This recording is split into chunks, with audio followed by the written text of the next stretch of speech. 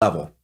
People can opt out of that, but one of the absolutely pathologic situations for any animal or human is to be able to access repeated dopamine surges without effort or any pursuit that's self-directed or that's directed, I should say. So for instance, cocaine, a drug which potently increases dopamine, or methamphetamine, which potently increases methamphetamine, but doesn't require any sort of adaptive action pursuit except to acquire the drug and spend money on it. No sacrifice. So what ends up happening is the circuit that gets rewarded is only the drug-seeking behavior, and no other behavior will give the kind of potent dopamine release that cocaine or methamphetamine will, which is why they are so pernicious. Now, likewise, right. I'm not... Well, plus they have that powerful reinforcing effect, right? So not only do you get that kick, but what's reinforced by the dopamine release is the behaviors that were right prior, particularly right prior to the ingestion. And if all that is the drug-taking behavior, that's all that develops. That's right. You build that monster inside your head. That's right. So I can see where you're going on the pornography. Right. So I was starting to get a lot of questions. I was kind of surprised. I thought, well, I'm male and, maybe that's why they feel comfortable asking. But people were saying, we're asking about pornography, and they were asking, I realized we want to, I'll just be direct about it. They were asking whether or not masturbation was bad. They were asking whether or not masturbation with ejaculation was particularly bad. And here's my stance on this. I'm a biologist and a neuroscientist, not a psychologist. But what we know for sure is that if an individual repeatedly engages in this circuitry, let's say masturbation and pornography with increasingly potent forms of stimulation that are on a screen, a couple of things happen. First of all, what's being reinforced? What's being reinforced is a high dopaminergic response to watching other people engage in sexual behavior, which is very different than being in a first-person sexual experience. Okay? So right there, that what's being reinforced is not actually any kind of improvement in communication skills. It's voyeurism. And as these questions started to come in more and more, I started to realize there was a lot of kind of undertones of people talking about fear of or experience with sexual dysfunction that clearly pornography can lead to. And here I'm specifically talking about males. I actually don't know the literature on females. So here I'm talking about... Females don't use visual pornography to the same degree. I see. They use literary pornography. I see. So...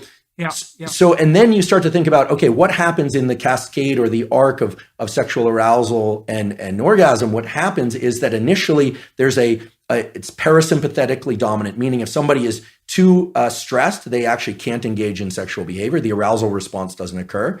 Erection is blunted, but the actual orgasm response and ejaculation is strongly associated with the so-called sympathetic nervous system, which has nothing to do with sympathy. It has everything to do with, it's a kind of a stress response. And then it reverses to a parasympathetic response. And a hormone called prolactin increases dramatically after ejaculation in males. What does that do? That blunts dopamine release and testosterone for a very long period of time, which makes sense if pair bonding and sort of, in our species anywhere, there's this idea that then other molecules would be exchanged with partners, pair bonding, potential for raising mates, etc. Without getting into a huge discussion about that, the point is this.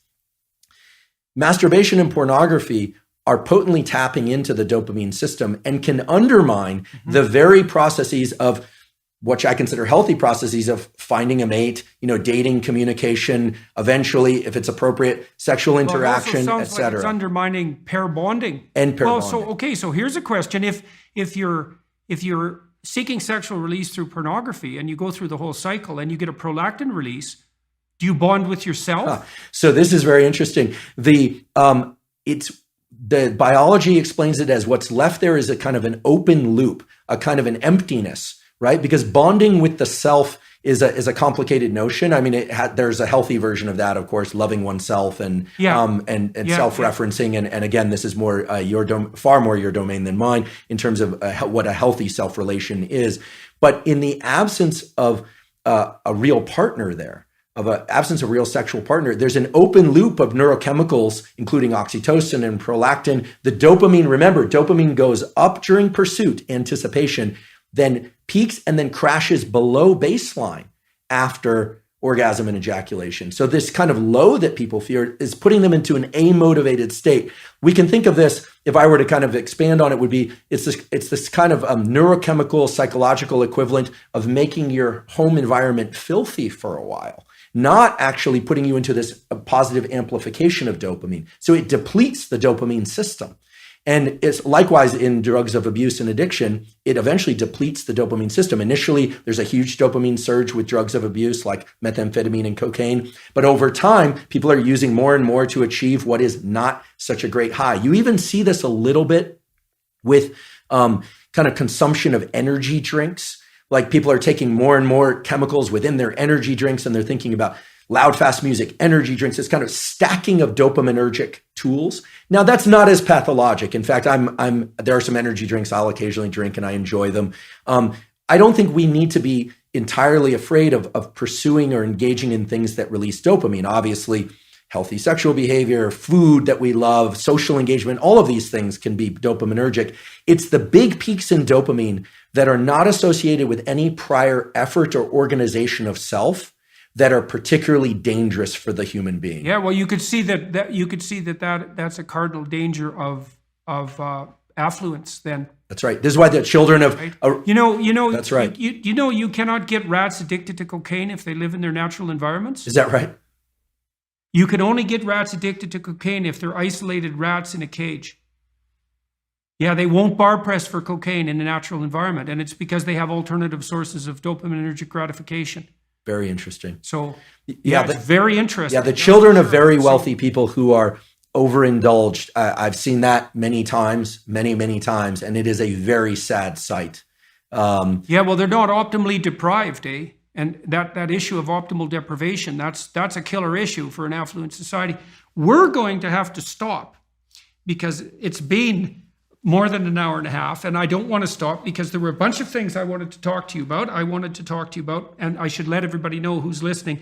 If you go to Dr. Huberman's podcast, you can hear him discuss some of these things. We were going to talk about dreams, sleep, rest, and learning because we didn't talk about